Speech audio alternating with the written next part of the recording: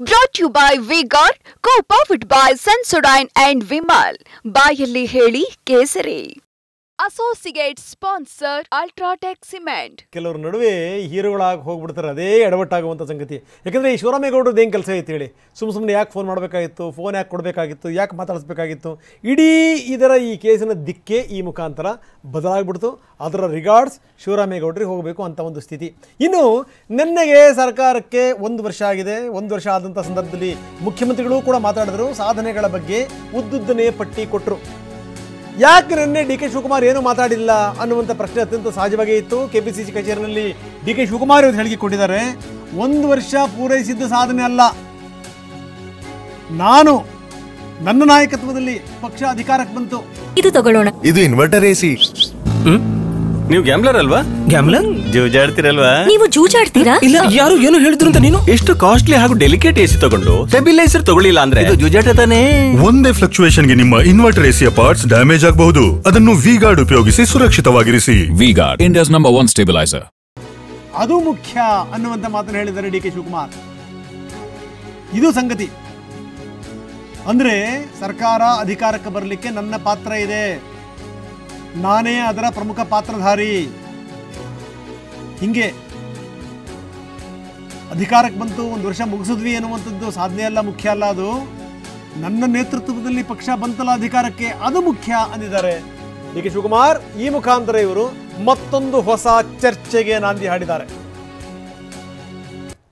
ನಾನು 1 ವರ್ಷ ಪೂರೈಸಿದ ಮುಖ್ಯ ಅಲ್ಲ, 4 ವರ್ಷ ನನ್ನ ಲೀಡರ್ಶಿಪ್ ಅಲ್ಲಿ ಪಕ್ಷ ಅಧಿಕಾರಕ್ಕೆ ಬಂದಿದೆಯಲ್ಲ ಅದು ಪಾಯಿಂಟ್. ನಾನು 1 ವರ್ಷ ಪೂರೈಸಿದ ಮುಖ್ಯ ಅಲ್ಲ, 4 ವರ್ಷ ನನ್ನ ಲೀಡರ್ಶಿಪ್ ಅಲ್ಲಿ ಪಕ್ಷ ಅಧಿಕಾರಕ್ಕೆ ಬಂದಿದೆಯಲ್ಲ ಅದು ಪಾಯಿಂಟ್. ನಾನು 1 ವರ್ಷ ಪೂರೈಸಿದ ಮುಖ್ಯ ಅಲ್ಲ, 4 ವರ್ಷ ನನ್ನ ಲೀಡರ್ಶಿಪ್ ಅಲ್ಲಿ ಪಕ್ಷ ಅಧಿಕಾರಕ್ಕೆ ಬಂದಿದೆಯಲ್ಲ ಅದು ಪಾಯಿಂಟ್. ನಾನು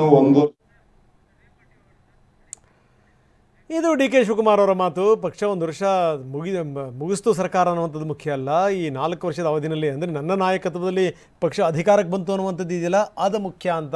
ಇದು ಈಗ ಈ ಚರ್ಚೆ ಇದು ಬೇರೆ ಬೇರೆ ತೀರ್ಮಾನ ಪಡ್ಕೊಳ್ಳುತ್ತೆ, ಅದರಲ್ಲಿ ಯಾವುದೇ ಡೌಟ್ ಇಲ್ಲ. ಈ ಪ್ರಜ್ವಲ್ ಕೇಸ್ ವಿಚಾರಕ್ಕೆ ಸಂಬಂಧಪಟ್ಟಂಗೆ ಹೆಚ್ಚು ಮಾತಾಡಬೇಡಿ, ಇದು ಮುಖ್ಯಮಂತ್ರಿಗಳು ಕೊಟ್ಟಿರುವಂಥ ಸಲಹೆ. ಈ ವಿಚಾರಕ್ಕೆ ಸಂಬಂಧಪಟ್ಟಂಗೆ ಸ್ವಲ್ಪ ಜಾಗೃತವಾಗಿರಿ, ಹುಷಾರಾಗಿರಿ, ಎಚ್ಚರಿಕೆ ವಹಿಸಿ ಮಾತನಾಡಿ. ಸುಮ್ಮನೆ ಬಾಯಿಗೆ ಬಂದಂಗೆ ಏನಾದರೂ ಮಾತಾಡಬೇಡಿ. ಕೆಪಿಸಿಸಿ ಅಧ್ಯಕ್ಷ ಡಿ.ಕೆ. ಶಿವಕುಮಾರ್ ಅವರಿಗೆ ಬಹಿರಂಗವಾಗಿ ಸಲಹೆ ಕೊಟ್ಟಿದ್ದಾರೆ. ಕಾಂಗ್ರೆಸ್ ನಾಯಕರು ಇದ್ರ ಬಗ್ಗೆ ಮಾತಾಡದಿರೋದೇ ಒಳ್ಳೆಯದು. ಇನ್ನು ಒಕ್ಕಲಿಗ ನಾಯಕರು ಕೂಡ ಡಿ.ಕೆ. ಅವರಿಗೆ ಸಲಹೆ ಕೊಟ್ಟಿದ್ದಾರೆ, ಈ ವಿಚಾರಕ್ಕೆ ಸಂಬಂಧಪಟ್ಟಂಗೆ ಅಂತರವನ್ನು ಕಾಪಾಡಿಕೊಡಿ. ಸಿಎಂ ಸಿದ್ದರಾಮಯ್ಯನವರು ಕೂಡ ಸಚಿವರಿಗೆ ಸಲಹೆ ಕೊಟ್ಟಿದ್ದಾರೆ. ಪೆನ್ಡ್ರೈವ್ ಕೇಸ್ನಲ್ಲಿ ಸಚಿವರು ಅನಗತ್ಯವಾಗಿ ಹೇಳಿಕೆಗಳನ್ನು ಕೊಡಬಾರದು. ಮಾತು ಹೆಚ್ಚಾದರೆ ಕೇಸಿನ ದಿಕ್ಕೇ ಬದಲಾಗುತ್ತೆ. ಹೀಗಾಗಿ ಸುಮ್ಮನಿರಬೇಕು ಅಥವಾ ಮಾತಾಡುವಂಥ ಸಂದರ್ಭದಲ್ಲಿ ಎಚ್ಚರಿಕೆಯನ್ನು ವಹಿಸಬೇಕು. ಇದನ್ನು ಗಂಭೀರವಾಗಿ ಪರಿಗಣಿಸಿದ್ದಾರೆ ಡಿ.ಕೆ. ಮತ್ತೆ ಉಳಿದ ಸಚಿವರುಗಳು. ಯಾರು ಕೂಡ ಮಾತಾಡಬಾರದು ಅಂತ ನಿರ್ಧಾರ ಮಾಡಿದ್ದಾರೆ. 4-5 ದಿನದಿಂದ ಪೆನ್ಡ್ರೈವ್ ಕೇಸ್ ಬಗ್ಗೆ ಡಿ.ಕೆ. ಶಿವಕುಮಾರ್ ಜಾಸ್ತಿ ಮಾತಾಡಿಲ್ಲ. ಗೊತ್ತು ಮಾತಾಡಿದಷ್ಟು ಎಡವಟ್ಟಾಗತ್ತೆ ಅಂತ. ಎಲ್ಲಿಂದ ಎಲ್ಲಿಗೋ ಹೋಗಿ ಕೇಸಿನ ದಿಕ್ಕೇ ಬದಲಾಗ್ಬಿಟ್ರೆ ಈಗಲೇ ಎಲ್ಲೋ ಒಂದು ಕಡೆಗೆ ಡಿ.ಕೆ. ಶಿವಕುಮಾರ್ ಅವ್ರ ಕಡೆಗೇ ಬೆರಳು ತೋರಿಸುವಂಥ ಪ್ರಯತ್ನಗಳು ನಡೀತಾ ಇವೆ. ಇಂಥ ಸಂದರ್ಭದಲ್ಲಿ ನಾಳೆ ಅದೇ ಪಕ್ಕ ಅನ್ನಂಗೆ ಆಗೋಗ್ಬಿಟ್ರೆ ಗತಿ ಏನು? ಹೀಗಾಗಿ ಮುಖ್ಯಮಂತ್ರಿಗಳು ಹೇಳಿದ್ದಾರೆ, ಸ್ವಲ್ಪ ಜಾಗೃತವಾಗಿರಿ, ಹೆಚ್ಚು ಮಾತಾಡಬೇಡಿ. ಈ ವಿಚಾರಕ್ಕೆ ಸಂಬಂಧಪಟ್ಟಂಗೆ ಕಡಿಮೆ ಮಾತಾಡಿದಷ್ಟು ಒಳ್ಳೆಯದು. ಇದು ಡಿ.ಕೆ. ಶಿವಕುಮಾರ್ ಅವರಿಗೆ ಸಿದ್ದರಾಮಯ್ಯನವರು ಬಹಿರಂಗವಾಗಿ ಸಲಹೆ ಕೊಟ್ಟಿದ್ದಾರೆ. ಇನ್ನು ಒಕ್ಕಲಿಗ ನಾಯಕರುಗಳು ಕೂಡ ಅದನ್ನು ಹೇಳಿದ್ದಾರೆ, ದಯವಿಟ್ಟು ಈ ವಿಚಾರಕ್ಕೆ ಸಂಬಂಧಪಟ್ಟಂಗೆ ಅಂತರವನ್ನು ಕಾಪಾಡಿಕೊಳ್ಳಿ, ಅನಗತ್ಯವಾಗಿ ರಿಯಾಕ್ಟ್ ಮಾಡಬೇಡಿ. ಹೆಚ್ಚು ಮಾತಾಡಿದ್ರೆ ನಿಮಗೇ ತೊಂದರೆ, ಕೇಸಿನ ದಿಕ್ಕೇ ಬದಲಾಗಬಹುದು ಅಥವಾ ಯಾವ ಕಡೆ ತಿರುಗುತ್ತೆ, ಯಾರನ್ನ ಸುತ್ತಾಕೊಳ್ಳುತ್ತೆ ಹೇಳೋಕ್ಕೆ ಸಾಧ್ಯ ಇಲ್ಲ. ಹೀಗಾಗಿ ಕೇಸಿನ ವಿಚಾರಕ್ಕೆ ಸಂಬಂಧಪಟ್ಟಂಗೆ ಆ ಗಾಂಭೀರ್ಯನೇ ಹೊರಟೋಗ್ಬಿಡುತ್ತೆ. ಅದಕ್ಕೋಸ್ಕರ ಸುಮ್ಮನಿರಿ, ಮಾತಾಡೋದಾದರೆ ಬಹಳ ಹುಷಾರಾಗಿ ಮಾತಾಡಿ. ಇದು ಮುಖ್ಯಮಂತ್ರಿಗಳು ಕೊಟ್ಟಿರುವಂಥ ಸಲಹೆ. Brought to you by V-Guard, co-powered by Sensodyne and Vimal.